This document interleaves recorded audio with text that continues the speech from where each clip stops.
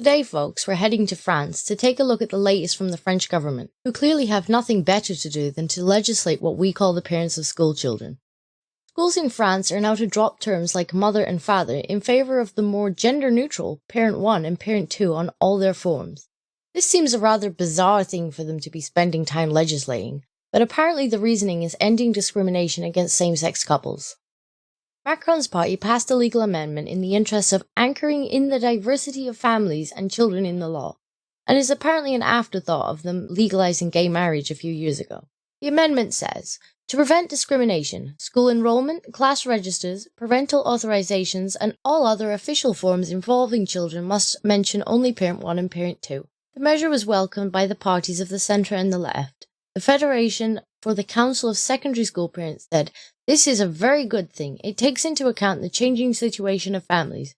This in tune with the new law against bullying, because children who do not fit into the usual boxes are targets of bullying." I don't quite follow how we got to bullying from boxes on a form. Surely those documents are passed between the teachers and the parents, and not around the class for the kids to have a good giggle about whose parents wrote in what boxes. That feels like a bit of a stretch to me. Of course, not everyone is praising the new law. Groups fiercely opposed to gay marriage have called for civil disobedience, as is widely expected. The move is approved by the Senate. Traditionalists claim that the next move will be to delete the words mother and father from the French language.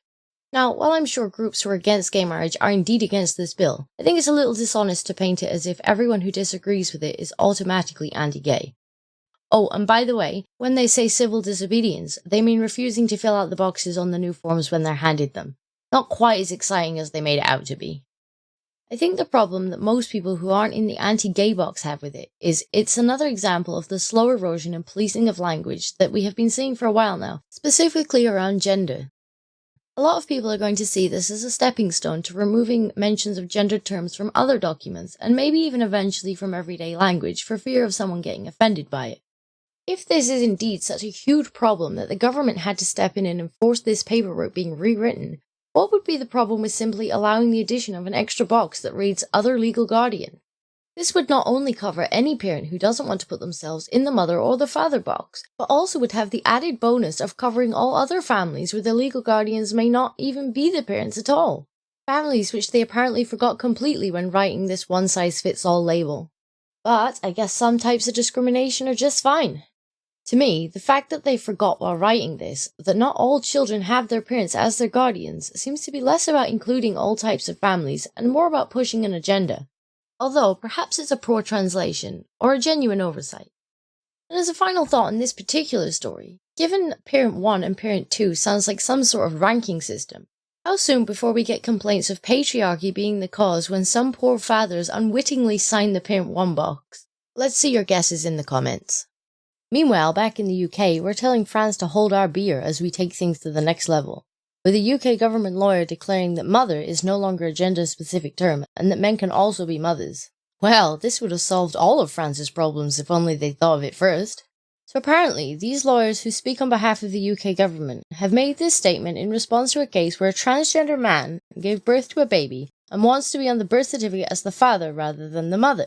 The man, who was born a woman and is identifiable only as TT for legal reasons, became pregnant after undergoing successful fertility treatment, despite already being legally recognized as a man. He has taken the General Registrar and the government to court after he was told he had to be cited as the child's mother, not the father, on the birth certificate.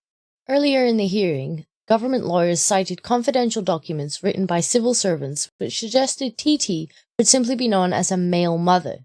Echoing those documents, Ben Jaffrey QC told the president of the High Court's Family Division, Sir Andrew McFarlane, that the status of the mother is no longer gender-specific.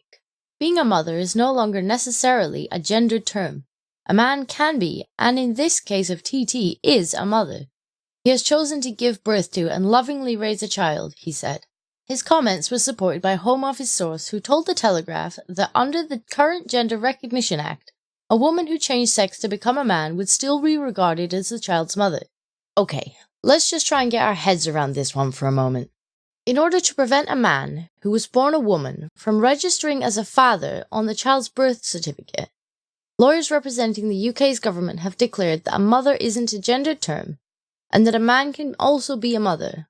Well, someone needs to tell this to France apparently before they lose their minds. Does anyone else's head hurt at this point?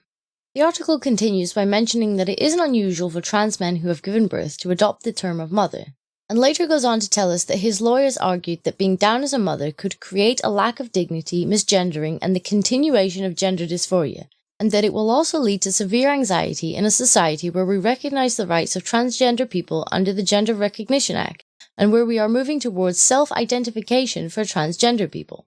Now, I have no idea if this person was self-identifying or not. However, given that they were provided with fertility treatment and a sperm donor, and were able to conceive and birth a baby, it is safe to assume at that point at least they had not fully transitioned, although they were registered as a man with the clinic. The reality is this person, as the maternal parent, should be marked down as the mother on the birth certificate for the sake of being accurate. So I guess technically I'm on the side of the lawyer. However, the wording is horrendous and leaves this very much open to being abused in the future. They should have been much more specific about it being about who the maternal parent is, however they choose to identify. I fear that these statements will be taken out of context, and we will have people who think it's cool to change their genders every 5 minutes, taking full advantage to be labelled as whatever they feel like on the baby's birth certificate, and that it will eventually get so ridiculous that it will have to be addressed, which again will bring bad light to actual trans people who just want to go about their lives. I really can't wrap my head around why this is even a court case in the first place. The whole thing just feels bonkers. I can't imagine why this person is more preoccupied about a box on a single form rather than just enjoying being a new parent and worrying about the health and well-being of their new baby like any other parent. And let's face it, if you're going to make the decision to get pregnant and give birth to a child, you have to be aware that this is an incredibly feminine thing to do. Some people even argue that this ability is the definition of being a woman. And so, following going through this process, it shouldn't come as a complete surprise to be referred to as the traditionally feminine term mother, especially on something as important to document that as the child's birth certificate.